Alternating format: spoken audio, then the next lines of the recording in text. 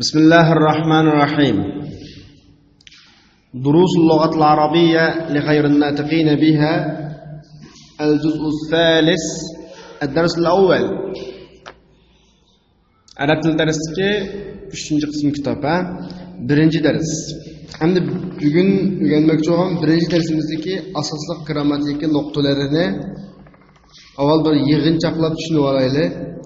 Endi bugungi grammatika nuqtalarini asosan cho'ng 10 nuqtaga yig'inchoqlasak bo'ladi. Muhim 10 nuqtalik grammatika bor. Birinchisi hal. Yani Uyg'ur tilidagi holat. Biz oldingi darsimizda 11 dona mansubatni so'zlab, zavara qildigan ismlarni so'zlab, shuning birini nima degan? Hal. Hal zavara qildigan ism, ya'ni jumladagi zavara qildigan bilak. Endi holatni biz avval Uyg'urcha tushungan vaqtimizda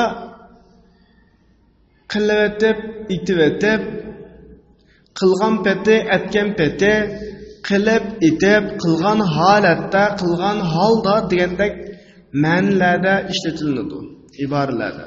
Masalan, men bozorga ketib o'tib, seni ko'rdim. Ishadagi mushumildagi asosliq jumla bo'laki, seni ko'rdim degan asosliq jumla bo'laki. Bozorga ketib o'tib degani qanday bo'lak? Hol bo'lak. Masalan, buni arabcha desak, ra'aytuka va asos bo'laka, va ana azhab ila as-suq. Va ana azhab ila as-suq. Men ketib o'tib, bozorga ketib o'tib, seni ko'rdim degan ketib o'tib holat bo'ladi.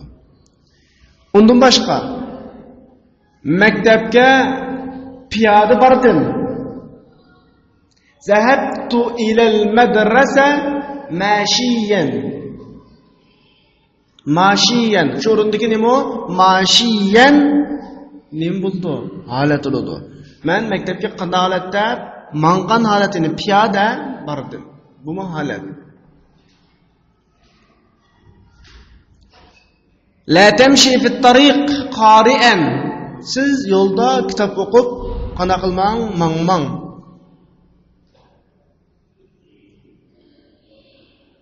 La tanzur ila al-yamin wa al-shimal musalliyan. Namoz o'qiyotib, u yoq bu yoqlarga, o'ng so'l taraflarga qana qilmang, qaramang. Mujurindagi qilyotib, aytib, qilgan holda, aytgan holda, qiyofatda, holatlarda degan shakllarning hammasi nima? Hol. Anda olsa hol degan nima? Arab tilidagi holat deganimiz fa'il yoki maf'ulun bihning holatini bayon qilib keladigan nakira ism. Fa'il yoki maf'ulun bih deganimiz diqqatda, fa'il deganimiz degan bir ishni qilg'uchi degan gap shundaymi? Maf'ulun bih deganchi, uning ustiga ma'lum bir ish qana qilgan odam, tushadigan odam demakchi. Bir ishni qilayotgan olamning qilayotgan holatdagi holati yoki bir ish ustiga tushgan odamning shu ish ustiga tushgan holatini ifodalaydigan, shuni bayon qilib turadigan bilak nima bo'ladi? Holat bilak bo'ladi. Odatda holat hol birlik shaklda keladi, bu vaqtda zavar o'qiladi. Jumla shaklda keladi. Mayli jumla ismiya bo'lsin, fe'illik jumla bo'lsin, ismlik jumla bo'lsin kelaveradi. Ammo jumla ismiya bo'lgan vaqtida, jumla bo'lgan vaqtida, jumla fe'liya bo'lsin, ismiya bo'lsin, jumla bo'lgan vaqtida holat degisiga vo orqali bog'lanadi degani, holat bo'lgan jumlaning oldiga nima keladi? Vo keladi. Endi bu holatning xili cho'nqur tafsiloti bor, ammo bugungi darsga o'rganmoqchi mana shunchalik. Holat degan nima? Fa'il yoki maf'ulun bihning nimasini holatni bayon qiladigan nakira ism, shundaymi? Holat yolg'iz mufrad ismi bo'lib keladi. Bu vaqtda zavar o'qiladi, birlik shaklda keladi yoki jumla bo'lib keladi. Jumla kelgan vaqtda holat egisiga va orqali bog'langan jumlaning oldiga nima keladi? Va. Masalan, buni tuyandagi 3 misol orqali to'liq tushunsak bo'ladi. Qarab boqaylik. Zahabtu ila as-suq mashiyan. Men bozorga qana qilib piyoda bordim. Borg'uchi kim o? Men. Bozorga borgan ish harakatimni mendan yuz bergan vaqtda mening holatim qanday holat? Piyoda. Bu o'rindagi mashiyan holat bo'ladi. Endi zahabtudagi tudun holat. Endi bu nakira ism bo'ldi, birlik bo'ldi, shundaq-ku. Nima qildi? Zavar qildi. Bu bir misol. İkincisi harajtu minel fasli ve ana abki. Men sinfdan yig'ilgan peti chiqib ketdim. Marundaki xarajat yil tu uning fa'ili shundami? Va ana abiki yig'ilgan peti. Kim yig'ilgan peti? Men. Ni fa'ilning holati oldu şu vaqtdagi. Demak, va ana abiki degan jumla bu o'rinda holat. Bu qanday jumla? Ismliq jumla. Ismliq jumlaning oldiga nima keldi? Bu keldi. Va ana abiki. Yana bir misol ko'raylik. Xaraja Muhammad minal fasli va huwa g'adibun. G'adibun. Muhammad sinfdan ochiqqangan peti qanday ketdi? Chiqib ketdi. Chiqib ketgan kim o? Muhammad. Fa'il. Shundami? Qanday holatda chiqib ketdi? Ochiqlangan holatda. Bu o'rindagi huwa g'adibun degan jumla nima bo'ladi? Holat. Mushu holat jumlaning oldiga nima keldi? Bu. Esingizda bo'lsin, qayta takrorlab qo'yay. Holat jumla bo'lgan vaqtda oldiga nima keladi? Vo keladi. Holat jumla bo'lgan vaqtda oldiga vo keladi. Endi hozir so'zlagan birinchi nuqtaliq grammatika bizning darsdagi tamarin, ya'ni ko'nikmalarningki 2-chi, 5-chi, 6-chi ko'nikmalarga munosabatlik. O'sha ko'nikmalarni hozirgi qoidani aslab turib ishlasak, xatolashmaymiz. Ikkinchi nuqta, bugun dars tugamoqchi bo'lgan ikkinchi alohida mazmun atfning vosulan holatning vosuning farqi. Bayatın biz holatni vo'dva dedik, shundami? Am bizga ma'lumlik arab jumlalarida ikki so'z mayli ism bo'lsin, fe'l bo'lsin, shundami? Yoki ikki jumlaning o'tirini bog'laydigan nima vova. Bu vovni nima deb ataydik? Atfning vosi aytdik-ku. Musha atfning vosi bilan holatning vosining farqi nima? Nega qarab turib voning atbilik ekanligini yoki holat ekanligini bilalaymiz desa, farqi manda. Atbining vosining bosh oxiridagi jumla shakl va ma'ni jihati bir-biriga o'xshash, birdeklikka ega. Masalan, demakchi o'g'ini atbining vosining oldidagi jumla bilan atbining vosining keyindagi jumla ma'ni jihati bo'lsin, shakl jihati bo'lsin, birdeklikka ega. Ya'ni oldingi jumla o'tgan zamon shaklidagi bo'lsa, keyingi jumlami ko'p hollarda nima bo'ldi? O'tgan zamon shaklida bo'ldi. Oldingi jumla ismliq jumla bo'lsa, keyingi jumlami ko'p hollarda nima bo'ldi? Ismliq jumla bo'ldi. Ma'ni jihatdan bir-biriga nima munosabatlik. Masalan, buni bir misol keltirsak, zahabtu ila suq va ishtaraytul kitaba wal qalam.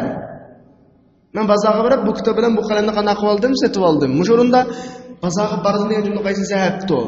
Sotib oldim degan va ishtaraytu o'shadagi vo qanday vo? Atbining vosi. Chunki avmi o'tgan zamon, ma'lum o'tgan zamon shundami? Ma'lum mush odamning ish harakati, ma'lum mush odamning ish harakati ma'ni jihatimi birdeklikka ega. Endi holatning vosi bo'lsa, ikkinchi jumla holatning oldidagi jumlaning ish harakat yuz bergan vaqtdagi holatini ifodalaydi. Masalan, iboyatdan olgan misolni ko'rsak, xarajtu minal fasli va ana abiki. Men sinfdan yig'ilgan payt chiqib ketdim desak, xarajtu degan qanday shaklda keldi? Mazi, o'tgan zamon shaklida shundami? Va ana abikicho jumla ismi javob keldi. Bu shakl jihati birdeklikka ega emas. Undan keyin ma'ni jihati obdan diqqat qilsak, ikki harakat tang yuz berdi. Vo deganda tang yuz bermaydi. Ilgirkilik bor.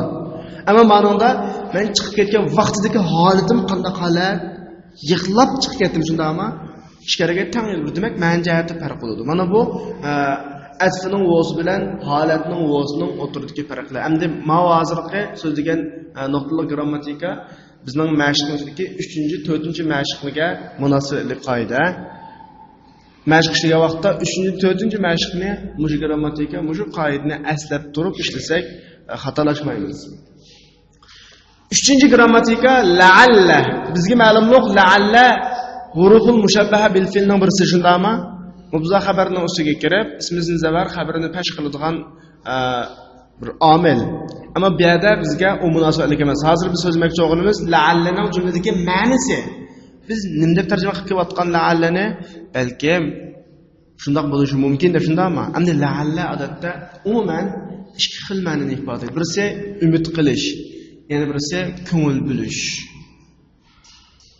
Ümit qilish, endi birisi nima? Ko'ngil bilish. Masalan, bu ikkisini jumlaning ahvoliga qarab turib bayqaymiz. Alohida buni ma'no umid qilish degan ma'noda keldi, mandaq o'rinda ko'ngil bilish degan ma'noda keldi deb alohida qoidasi yo'q. Faqat jumladagi ishlatilish o'rnini qarab turib muvofiq tarjima qilsak bo'ladi. Qarab baqaylik masalan tuandagi ikki jumlada la'allahu bi khayr. Ko'p uchraydi-ku bu. La'allaka bi khayr shundami?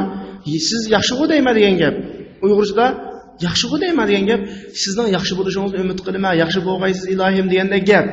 Endi bir misol olsak, la'allahu marid. U kasal bo'lib qoptimi? degandek ma'noda. Degani uni bir ich og'ritgan shaklda, "Voy, og'rib qoptimi? Og'rib qolmagandi?" Uyg'ur tilidagi "og'rib qolmagandi" degan gapni ifodalaydi. Endi bu yerda bir xil uni qanday qilish, ko'ngil bilishni ifodalaydi. Mushuni tushunib olsak, la'alla kelgan jumlalarda biz tarjima qilishda bak qiynalib ketmaymiz. Bu hozirgi mazmun 8-mashqda gavdalik ifodalanadi. 8-mashqga vaqtda hozirgi qoidani qanday qilib olib o'zlashtirilib 8-mashqni ishlasak qiynalmaymiz.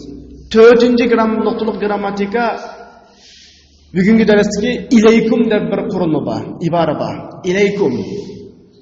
Endi qarmoqqa ila degan harfi jar, kum degan ikkinchi shaxsningki qandaq shakli, iglikli shakli, shundaymi? Ya'ni uning ma'nosini bunday tushunmakka sizlarga degandek ma'no chiqadi-ku, bo'lsin, ammo bugungi darsimizdagi buning alohida ma'nosi bu ismi fe'l bo'lib, ismi fe'l to'g'riliq ma'nosida so'zlagan-ku deyman. Ya'ni o'zi ism ma'nosi nima? Fe'l. Mushundaq ismi fe'l bo'lib, buning ma'nosi vaqtda xul degan ma'nosi. Ahaza ya'khudun chiqqan nima xul? Ya'ni ilaykum deb kelib qolsa, elinglar, tutinglar, ahamiyat beringlar, quyvatmanglar degandek ma'noda keldi. Ammo ilaykum mush gap ilaykum bilan xos emas, ilayka arlik birlik bo'lib qolsa, ayollar birlik bo'lib qolsa nima? Ilayki. Agar arlik ikkilik bo'lib qolsa ilaykuma, ilaykuma, ilaykunna, ilaykum degandek shakllarning hammasi keladi. Shundaqo ma'nosi chang tutinglar, quyvatmanglar, ahamiyat beringlar degandek ma'nolar bo'ladi. Masalan, ilaykum amsalatun ukhra desa, boshqa misol keltiringlar degan gap. Nima keltiringlar? Boshqa misol keltiringlar. yoki men sizlarga boshqa misol keltirib turay, anglab boqinglar degan ma'noda. Mana bu qoida 9-mashq, kunlikdagi 9-mashqqa munosabatli qoida. 5-qoida. Ana biz 2-qism kitobimizni tatib bir qism g'ayrimusriflarning alohidligini gavdlantirib kelgan shundami? Har bir tur chiqsa, shu turga tava g'ayrimusrifning mandaq alohidlik va degan so'zlar kelgan shundaqo. Endi bugungi darsimizda kelgan g'ayrimusrif alifi mamdudluq kelgan har qanday qism alifi mamdud deganimiz oxirida alif va alifdan keyin hamza va. Ya'ni a deb o'qiladigan masalan hamra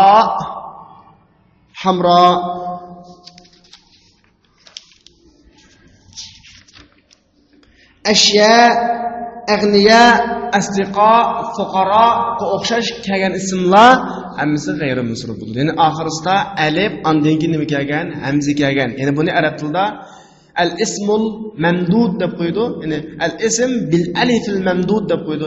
Oxirisida nima bo'lgan ismlar, suzilgan alif bo'lgan ismlar arab tilida nima bo'ladi? G'ayrimusrif bo'ladi. Mushuni o'qib tushunib olsak bo'ladi. Bu 10-mashqdagi asosliq markazli grammatika. 6-nuqta arab tilida qarmoqqa o'tgan zaman shaklida, ammo ma'nosi duo ma'nosi o'ziga olgan shakl jumlalar bo'lib, buni nima deymiz? Jumla duoiya deymiz. Masalan, ko'p uchraydi. Sahobalarning ismini olsak, tilga olsak nima deymiz? Radiyallohu anhu deymiz, shundami? Birov ilgari o'tib ketgan yaxshi odamlarning ismini tilga olsakchi, rahimahulloh deymiz, shundaqo. Kasaldan qashqa kirsak nima deymiz? Shafahulloh deymiz.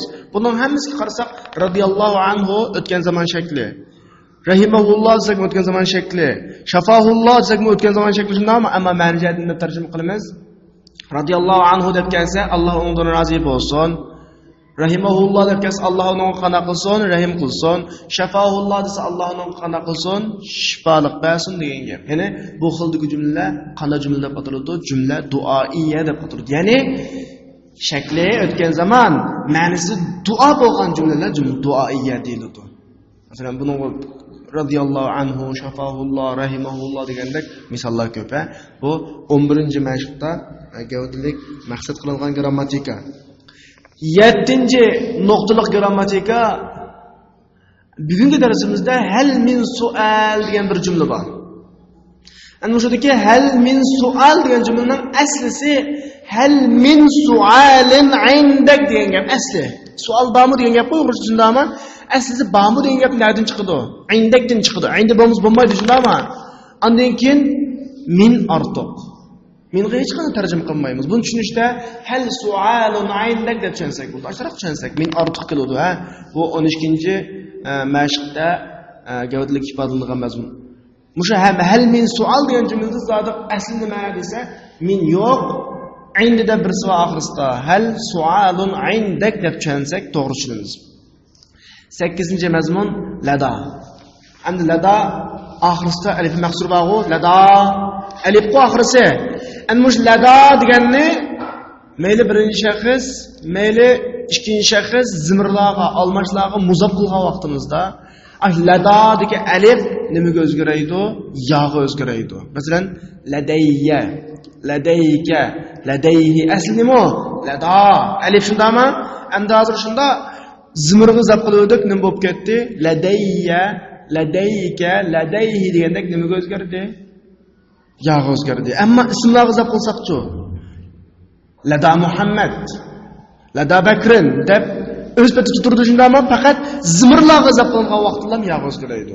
Endi 8-qoida lada zimirga qo'shilib kelgan vaqtda lada degan alif nimaga o'zgaradi? Yo'ga o'zgaradi.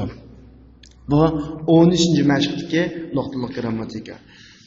9-mazmun. Bugun dars o'tmoqchi bo'lgan 9-mazmun dakhala degan fe'l odatda masalan dakhala degan ma'nosi kirdi degan gap shundami? Cho'qim kiradigan o'rindan birisi, masalan sinfga kirdi, ishxonaga kirdi degandek har xil ma'noda kirdi shundaqo. Ash o'rin ravish, dakhala degan fe'lning o'rin ravishi bevosita kiradi. Uyg'urchaga vaqtimizda diqqat, sinfqa kirdi deb tarjima qilamiz. Qarmoqqa sinfqa deb iloda bir narsa bor ekan degandek hukm shakllansa-mu, ammo arab tilida dakhalani oldiga nima kelmaydi? O'rin ravishni oldiga hech kim kelmaydi. Masalan, men sinfga kirdim demoqchi bo'lsak, bizning tasavvurimizdagi dakhaltu ilal fasli xato. Deymiz, dakhaltul fasla. Dakhalani to'ldiruvchining oldiga nima kelmaydi? Hech nima kirmaydi. Bu bir qoida. Yana bir qoida, agar dakhala degan fe'l odamning oldiga bevosita kelib qolsa. Masalan, dakhaltu ala Muhammad desa, men Muhammadning qishig'iga kirdim degan bo'ladi. Bu vaqtda alani qo'shamiz. Vaqti masalan uyisiga yo ishxonasiga degandek ma'noda. Ammo o'rin ravish kelib qolgan vaqtda esa unda bo'lsin dakhalani to'ldiruvchisiga qat'iy nima kelmaydi, oldiga qo'shimcha kelmasin. Bevosita masalan dakhaltul fasla, dakhaltul bayta, dakhaltul madrasa degandek bevosita keladi. Ammo odamning oldiga ishlatilib qolsa, masalan, ma'lum bir odamning qishig'iga kirdi demoqchi bo'lsak, nima qiladi? Ala ishlatib, dakhala ala deb ishlasak. Yig'incha qilgan vaqtimizda dakhalaning o'rin ravishlari bevosita keladi, ammo dakhala ning ravishi, o'rin ravishi odam bo'lib qolgan vaqtda shu to'ldiruvchisining oldiga nima keladi? Ala qo'shilib kelsa bo'ladi. Bu 18-mashqningki markazli qoidasi. Eng oxirgi 10-nuqtalik mazmun vasala ma'nosi nima? Yetib keldi degan ma'noda-ku. Nega yetib keladi? Ma'lum o'ringa shundami? Shu to'ldiruvchi, o'rin to'ldiruvchisi, ya'ni ravishi ila bilan birlikda asma bo'ladi, ilasiz birlikda asma bo'ladi. Masalan, vasaltu ila Saudiya. Men nima keldim? Saudiya Arabistonga keldim shundami? Yoki vasaltu Saudiya deb ilani akamay akasak bo'ladi. Bu 21-mashqdan bizning taraf qilingan maqsad. Darsdagi nuqtalik yuqoridagi 10 grammatika tushunish bo'lgan bo'lsa, men sizlarga tekstni o'qib, tarjima qilib, yuqoridagi grammatikalarni tahlil qilib beray. الدرس الأول أين حامد؟ سيأتي بعد قليل إن شاء الله. رأيته وهو يدخل الحمام. وأين همذا؟ خرج من الفصل وهو يحمل كتبه. أظن أنه رجع إلى المهجة. رأيته وهو يدخل المستوصف. لعله مريض. شفاه الله. متى رجعتم من مكة يا إخوان؟ رجعنا مساء أمس، خرجنا من مكة والشمس تطلع، وصلنا إلى طيبة والناس يخرجون من المسجد النبوي بعد صلاة الظهر. تقبل الله عمرتكم، آمين. اقرأ الحديث المكتوب على السبورة يا معاوية. يقف ويقرأ: بسم الله الرحمن الرحيم. اقرأ وأنت جالس، أريد أن أقرأ وأنا واقف، كما تشاء. عن جابر رضي الله عنه قال: أتيت النبي صلى الله عليه وسلم وهو في المسجد فقال: صلي ركعتين، متفق عليه. أشرح لكم الدرس الآن فاسمعوا ولا تكتبوا شيئا وأنا أشرح. تأتي الواو لمعان كثيرة، منها العطف، أنه خرج زبير وحامد. درسنا اليوم السيرة والفقه، أكلت وشربت. ومنها القسم، أنه والله ما رأيته. وواو القسم من حروف الجر. ومنها الحال، أنه أتيت النبي صلى الله عليه وسلم وهو في المسجد، أي حال كونه في المسجد. رأيت الحسن وهو يخرج من المقصف، أي حال خروجه منه. وإليكم أمثلة أخرى لواو الحال. مات أبي وأنا صغير، دخلت المسجد والإمام يركع، لا تأكل وأنت شبعان، لعلكم فهمتم. هات الآن مثالا لواو العطف يا أيوب. ذهبت إلى السوق واشتريت أشياء، أحسنت. هات مثالا لواو القسم يا معاوية. والله ما غبت قط، أحسنت. هات مثالا لواو الحال يا فيصل.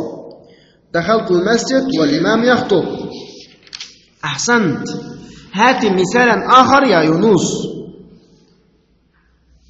طلبت العلم وأنا كبير، أحسنت. يا عبيد الله، أذكر آية فيها واو للحال. أعوذ بالله من الشيطان الرجيم. بسم الله الرحمن الرحيم. إن الذين كفروا وماتوا وهم كفار أولئك عليهم لعنة الله والملائكة والناس أجمعين. أين واو الحال في هذه الآية؟ في قوله تعالى: وهم كفار. أحسنت. بقي 3 دقائق، فهل من سؤال؟ نعم، لدي سؤال. ما معنى الحرم في قوله تعالى: يا أيها الذين آمنوا لا تقتلوا الصيد وأنتم حرم؟ معناها المحرمون، مفردها حرام أي محرم. جزاك الله خيرا. يرن الجرس ويخرج المدرس وهو يقول: السلام عليكم ورحمة الله وبركاته. دقة. من tekstni tarjima qilish, tahlil qilish jarayonida bayatni so'zlagan 10 grammatikalarga munosabatli tarafini so'zlayman, qolgan grammatikalarga, ilgari o'tib ketgan grammatikalarga munosabatli tarafini o'zingizlar kallanglarda mulohaza qilinglar. Bilmaganni savol orqali qoldirsanglar bo'ladi. Hamid qayerda? Alloh xolisa bir oz vaqtdan keyin keladi. Men uni munchiga kirayotganligini ko'rgandim. Ana shu o'rinda ra'aytuhu asra'a fil tu fa'ilisuhu to'ldiruvchi jumla tamom bo'ldi, shundaymi? Va huwa yadkhulul hammam degani ashning holati. Ashni ko'rgan vaqtda u qanday holatda munchiga kirib ketyapti. Yadkhul degan fe'ldan keyin mana birinchi qism grammatika, nima hol to'g'risida birinchi nuqtali grammatika. Yadkhul degan fe'l hammamning oldiga keldi. Hammam yadkhulning to'ldiruvchisi bo'ldi, ammo yadkhulning hammamning oldiga hech qanday nima kelmadi, qo'shimcha kelmadi. Va ayna hamza? Hamzchu qayerda? Kharaja min al-fasli wa huwa yahmilu kutuba. Sinfdan kitoblarni ko'targan peti chiqib ketdi. Ammo jumladagi kharaja min al-fasl normal jumla, odatdagi va huwa yahmilu kutuba qanday jumla? Holat jumla. Oldiga shu mashqni nima qilyotdi? Vokil o'tdi, ha. Azunnu annahu raja'a ila al-mahja. Mencha u yataqqa qaytdi deyman. Mencha o yataqqa qaytdigu deyman. Ra'aytuhu wa huwa yadkhulu al-mustawsif la'allahu marid. Ma uning ambulatoriyaga kirayotganligini ko'rgan. O'xshashla va huwa yadkhulu al-mustawsif nima holat jumla. La'allahu marid. Balki u kasal bo'lishi mumkin. Bir xil ichi og'ritganda ekan, umid emas u. Hajab yaxshi kasal bo'lib qoldi degan gap emas. Og'rib qolgan bo'lishi mumkin. Shafahulloh, Alloh uni shifolik bersin. Bayatni degandek shafahulloh shakl jihatda o'tgan zaman shaklda kelgan bilan ma'ni jihatda qanday jumla? Jumla duoiya. Har bir grammatikani bayatni so'zlagan 10 nuqta bo'yicha kalimizni yig'inchoqlab ma'naydi. Mata raja'tu min Makka ya ikhwan. Qarindoshlar, Makkadan qachon qaytib keldinglar? Raja'na masa'a ams. Tunugun kech qaytib keldik. Kharajna min Makka wash-shamsu tatlu. Biz Makkadan chiqdik. Nima? Makkadan quyosh chiqayotgan holda chiqdik. Ma'lumdiki ash-shamsu tatlu degan jumla qanday jumla? Holat. Shunlashqa nima qilyapti? Vodin birisi qilyapti oldiga. Wasalna tayyiba wan-nas yakhrujuna min al-masjid an-nabawi ba'da salat az-zuhr. Biz Madinaga, balki Tayyiba Madinani maqsad qilmoqchi. Madinani Tayyiba deb ataydi. Madinaning ismi. Biz Madinaga kishilar asr namozdan keyin Masjid an-Nabawiydan chiqayotgan holda yetib keldik. Ammo shundaki wan-nasni tatib oxirigacha hammasi qanday jumla? Holat jumla. Kishilar Masjid an-Nabawiydan chiqayotgan holda qanday keldik? Yetib keldik. Bu holat jumla. Holat jumlaga diqqat qilaylik, ha. Taqabbalallohu umratakum. Allah sizlarning umringlarni qabul qilsin. Umrlaringlarni qabul qilsin. Taqabbalallohu o'xshashlar shakl jihatda o'tgan zaman jumla, ammo ma'ni jihatda qanday jumla? Duo jumlasi. Jumla duoiya. Amin. Amin degan nima? Ism fe'l. Ya'ni ma'noda istajib degan ma'noda. Bu to'g'rilikmi so'zliqqa bo'lgan 4-nuqtalik grammatikaga ilaykum ism fe'l dediqqa. Amin ilaykumga o'xshash nima fe'l? Ism fe'l istajib degan ma'noda. Iqra al-hadis al-maktub ala sabura ya Muawiya. Muawiya do'stga yozilgan hadisni o'qi. Yaqra, yaqif va yaqra o'rindan turib o'qiydi. Bismillahir-rahmanir-rahim. Iqra va anta jalis. O'ltirib o'qi. Nima va anta jalisdagi va anta jalis degan jumla qanday jumla? Holat jumlasi. Shunga qoldi nima bo'ladi? Va o'ltirgan holatda o'qi, o'ltirib o'qi deb tarjima qilamiz, ha? Uridu an aqra'a wa ana waqif. Men o'rturib o'qishni yaxshi ko'raman. Asli va ana waqif kamisa o'qishni yaxshi ko'raman, o'qishni xohlayman degan gap shundami? Va ana waqif holat jumla bo'lgancha o'rib turgan holda o'rib turib o'qishni xohlayman degan ma'noda.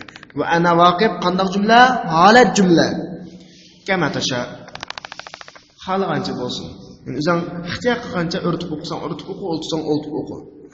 An Jabir radhiyallohu anhu qol أتيت النبي صلى الله عليه وسلم وهو في المسجد فقال صلي ركعتين متفق عليه. Jabir radhiyallohu anhu dan mundaq deganlikka rivoyat qilinadi. Men payg'ambar alayhisolamning qashig'iga keldim. Rasululloh shu vaqtida masjidda ekan. Yoki men payg'ambar alayhisolamning masjidda turgan vaqtida Rasulullohning qashig'iga keldim. Ma'lumdiki va huwa fil masjid degan jumla qanday jumla? Holat jumla. Men Rasulullohning qishkiga vaqtda Rasululloh qanday holatda edi? Masjiddagi holatda edi. Ya'ni masjiddagi vaqtda Rasulullohning qishkiga keldim-da, Rasululloh menga faqala kelishimga Rasululloh sallallohu alayhi vasallam 2 rakat tahiyatul masjid o'qi dedi. Bu hadis muttafaqun alayh. Ya'ni Imom Buxoriy bilan Imom Muslim birlikka kelgan hadis sahihligiga. To'yib. Ammo shundaki maqsad va huwa fil masjid degan bilak qanday bilak? Holat bilak. Shunga qoldig'i nima qilyapti? Vo kelyapti, ha. Da qarab baqsanglar holat jumlaning oldiga kelgan voning oldidagi jumladan keyindagi holat jumlaning shakli o'xshamaydi.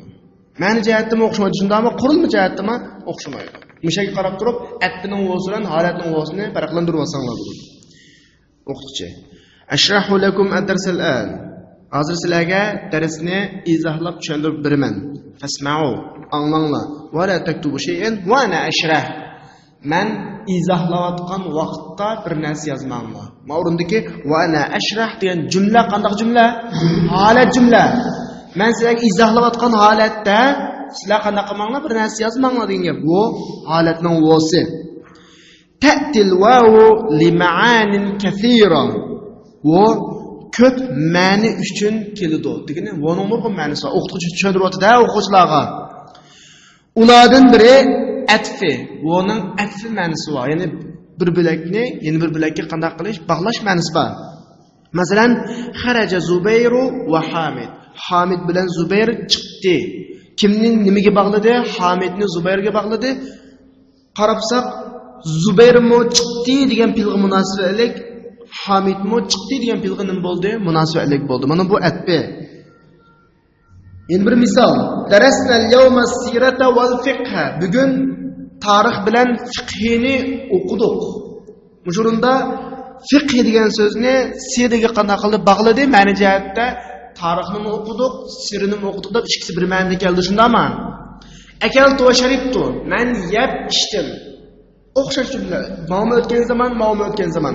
Mana yuqoridagi 3 misoldagi vo'ning hammasi qanday qilar? Atfining vo'si deb tushuntiryapti o'qituvchi. Minha üst tarafdagi minhal atfidagi minha munosabatlika. Dedik-ku vo'ning nurg'un ma'nolari bor o'qishundami? Shu ma'nolarning biri atfi. Va minha degani yana biri, shu vo'ning nurg'un ma'nolaridan yana biri qasam. Vo qasamni ifodalaydi. Vallahi ma ra'aytu. Alloh bilan qasam buni ko'rmadim. Endi qasamning vo'si harflarining qatoridaligini, qasamning vo'sidan keyin kelgan so'z nima o'qiladi? Sir o'qiladi deb tushuntiryapti o'qituvchi. Va minha, men ashib yuqoriga bog'lanadi va shu vo'ning nurg'un ma'nolarining biri hol. Vo nima ifodalaydi? Hol. Ya'ni hol jumlaning oldiga holning vo'si bo'lib keladi. Masalan, ataytun nabiyya sallallohu alayhi vasallam va huwa fil masjid degan yuqoridagi jumlaga qarasak, men Rasululloh masjidga vaqtida Rasulullohning qashig'iga keldim degan gap. Ya'ni aslini qarab boqaylik, ay hala kavnihi fil masjid. Rasulullohning masjidda bo'lgan holida qoldim degan gap. Demak, ma'rundagi va huwa fil masjid va nimaning vosi, holatning vosi, shu vo'dan keyin kelgan jumla qanday jumla? Holat jumla. Yana bir misol. Ra'aytul hasana va huwa yakhruju min al-maqsif. Men Hasanning do'kondan chiqayotganligini ko'rdim. Maqsif degan tayyor yemak-ichmak sotadigan do'kon, ha? Yemak-ichmak sotadigan do'kon. Do'kondan chiqayotganligini ko'rdim. Ma o'rindagi va huwa yakhruj min al-maqsif degan jumla qanday jumla? Holat jumla. Va nimaning vosi? Holatning vosi. Ya'ni shu Hasanning shu do'kondan chiqqan holida Hasanni ko'rdim degan. Bu uning holat ma'nosi bor. Va ilaykum amsilatan ukhra liwawul hal. Ya'ni muallim o'qitishga da'vat etadi. Sizlar holatning vosining boshqa misollarini ko'rib o'tinglar yoki sizlarga dafiray, sizlar anglanglar degan ma'noda. Ilaykning ma'nosi ma'ruf ilaykum ma'nosi tutinglar, anglanglar. Yana boshqasini muloyiza qiling degandek ma'noda. Birinchi misol holatning vosining. Mata abi va ana sag'ir. Men kichik vaqtimda dadam o'lib ketdi. Ma'rundaki va ana sag'ir qanday jumla? Holat jumla. Va qanday va holatning vosi. Dakhaltul masjid wal imam yarka. Imam ruku qilayotgan holatda men masjidga kirdim. Ya'niki wal imam yarka degan jumla holat jumla va holatning vosi. La ta'kul wa anta shab'an. Sening qusqon to'q turib bir narsa yema. Va anta shab'an qanday jumla? Holat jumla va qanday va holatning vosi. O'n yuqoridagi misollardan biz voning holatning vosning va holat jumlaning mazmunining qandaroq keldiganligi qalbimizda oydinlashib qoldi, ha? Endi o'qitishda aytadi, la'allakum fahimtum, ma'dagi tarajji. Ibayatinki la'allahu mariziki nimetdi, ishfoq, uning ko'ngil bilish shundami? Amma yadagi nima umid. Balkim tushundinglar-ku deyman. Hadi al'an misalan liwa'ul 'atf ya Ayyub. Hay Ayyub. Hozir al'an degan hozir atfning vosi uchun bir misol keltir. Ayyub davotida zahabtu ila suq va ishtaraytu ashya. Bozorga berib, narsa keraklarni, bir narsalarni qanday qilib oldim, setib oldim. Men o'tirda qarab qo'ysak, vo oldi qarasaqmi o'tgan zaman, voning keyingi qarasaqmi nima o'tgan zaman. Meni jihatda badim setib oldim. Bu qanday vo? Atfining vosi. Endi mushar endi diqqat qilgan bir narsa Ashyoning oxirida alifi mamduda bo'lganligi uchun ashyoning bo'ladi, g'ayri munsirif bo'ladi. Cho'nglashqa ashyo anda o'qilmasin nima o'qilyapti? Ashyo deb tanvis o'qilyapti. Ha, bu yerda diqqat qilaylik. Ahsant. Yaxshi. Hati misalan liwa'ul qasam ya Muaviya. Hay Muaviya, qasamning o'siga bir misol keltir. Wallahi ma g'ibtu qattu. Allohdan qasamki men faqat yo'qolib ketmadim. Men maktabdan qolmadim. Maktabga kelmay qo'ymadim demakdir. Bu yerda wallahi deb o nimaning o'si qasamning o'si. Shunga wallahi nima qildi? Zir o'qildi. Bayaq degan-ku qasamning o'si harf jar keyin kelgan ism zir o'qildi. O'qituvchi. Yaxshi. Hati misalan liwa'ul hal ya Faysal. Faysal holatning o'siga bir misol keltir. Dakhaltul masjid wal imam yaxtub. Men masjidga imam xutba o'qiyotgan holatda kirdim. Ya'ni kirsam imom qanday holatda ekan, xutba o'qiyotgan holatda. Shu o'rinda bu holatning o'si al-imam yaxtub qanday jumla? Holat jumla. Ahsant. Yaxshi. Hati misalan akhir ya Yunus. Yunus yana bir misol keltir. Talabtul ilma wa ana kabir. Men cho'ng holatda bilim o'rgandim. Bilim izdim yoki bilim oldim. Mushurundagi va ana kabir qanday jumla? Holat jumla oldi kelgan. Wo holatning o'zi. Ahsant. Yaxshi. Ubaydullah. Uzkur ayatan fiha wawun lil hal. Sen holatning o'zi bo'lgan bir oyatni so'zlab baq. Qur'ondan bir oyat misol aytib baq, holatning o'zi bor. Dedi. Ubaydullah javoban navozdi. A'udhu billahi minash shaytonir rojim. Bismillahir rohmanir rohim. Allohning rahmatidan qo'g'londa qilingan shaytondan Alloh bilan panoh tilayman. Shafqatli va mehribon Allohning nomi bilan boshlayman. Innallazina kafaru wa matu wa hum kuffar. Ulaika alayhim la'natullohi wal malaikati wan nas ajma'in. Diqqata, mushu ular innallazina kafaru wa matu wa hum kuffardagi ishki o'ning birsi atfining o'si, yana birsi nimaning o'si? Halning o'si. Qanday farqlantiramiz? O'ni oldi bilan keyini o'xshash shakl, o'xshash ma'no bo'lib qolsa, atfining o'si urdi. Birdakligiga bo'lsa, agar o'xshamay qolib qolsa-chi, ma'ni jihatda o'ning keyingi jumla oldingi jumlaning holi bo'lib qolsa-chi, holat o'si. Tahlil qilib boqaylik. Innallazina shundoq bir odamlarki kafaru o'tgan zaman shundami? Kafir bo'lgan, Allohning oyatlariga tangan va matu o'lgan. Qarasak, har ikkisiga o'xshash. Ma'lum o'tgan zaman shundaqo. Anda o'g'andan chuqur ma'vo qanday bo'lgan? Atfining o'si. Va hum kuffar. Ma'vo qanday jumla? Ismliq jumla. Odatda ismliq jumlalar fe'lliq jumlaga bog'lanmaydi shundaqmi? Bu nima ekan? Holatning o'si ekan. Ular kuffar Allohning oyat hadislariga tangan va kuffar holda o'lgan kishilar, kuffar peti o'lgan kishilar ana ashularga Allohning malaiklarning va barliq kishilarning la'nati bo'ldi. Mush oyatdagi va hum kuffar degan jumla qanday jumla? Holat jumlasi. Am o'qitish suratidir. Mush oyatda holatning o'zi nada? Ubaydullah Allohningki va hum kuffar degan jumladagi va nimaning o'zi? Holatning o'zi deb javob berdi. Ahsant. Yaxshi. Baqiya 3 daqiq. 3 minut qolibdi. Fahal min sual bormi? Mana shu jumlada asl nega gap ma'vo? Fahal min sual indakum. Sizlarda savol bormi shundami? Min ortiq indakum qanday qilingan, tashlangan. Ashtaroq tushunsak bo'ladi. Naam, ladayya sual. Shundoq, mening savolim bor. Nimadagi ladayyaning asl nima? Lada. Ya qo'shilgandagi ladadagi alif nimaga o'zgaraydi? Yaga o'zgarib ladayya bo'lib ketgan. Ladayya sual. Ma ma'na al-hurum fi qawlihi ta'ala? Alloh taolaning tuvanlik so'zidagi hurumning ma'nosi nima? Ya ayyuhallazina amanu la taqtulus sayda va antum hurum degan oyatdagi hurumning ma'nosi nima deb so'radi. O'qitish javoban ma'naha al-muhrimun. Uning ma'nosi ihrom bog'layotganlar, ihrom bog'laganlar, ihrom dikilar. Birligi harom, ya'ni muhrim degan ma'noda. Unda o'g'anda oyatni qayta tarjima qilsak, ey mu'minlar, sizlar ihromda turib la taqtulus sayd. Hayvonlarni qanday qilmanglar? O'ltamanglar. Javob ber. Anda o'g'anda mush oyatda bizga bir narsani ko'rsatdi. Nimasi? Va antum hurum. Sizlar nima holatda ihromdagi holatinglarda bo'lgan ekan? Va antum hurum qanday jumla ekan? Holat jumla. Oldidagi va nima va holatning o'zi. Jazakallohu xayra. Alloh yaxshi mukofotlarni bersin. Yarindul jaras va yakhrujul mudarris va huwa yaqul assalomu alaykum va rahmatullohi va barakatuh. Qo'ng'iroq chalinib, o'qituvchi assalomu alaykum va rahmatullohi va barakatuh degan peti chiqib ketadi. Mushal degan holat bormi yo'qmi? Bor. Va huwa yaqul degan jumla qanday jumla? Holat jumla. Va holatning o'zi. Tarjimaga inchik diqqat qilsak, qo'ng'iroq chalinib, o'qituvchi assalomu alaykum degan peti chiqib ketyapti. Peti chiqib ketgan holatda qanday holatda assalomu alaykum degan holat chiqib ketgan gap. Endi yuqorida darsning 5ida men sizlarga 10 turli grammatik yig'inchoqlar berdim shundaymi? Undan keyin darsning ishida sizlarga hamma tahlil qilib berdim. Endi shu asosda sizlar mashqlarni shuni bog'lab turib ishlab olsanglar bo'ladi, ha?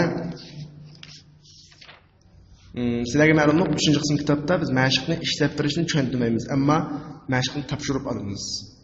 Sizlarga tushuntirmaymiz, mana buni ishlaysiz demaymiz, o'zinglar mashqning talabini tushunib, ishlab, undan keyin bizga topshirsizlar. Va oxiru da'vana alhamdulillahi robbil alamin.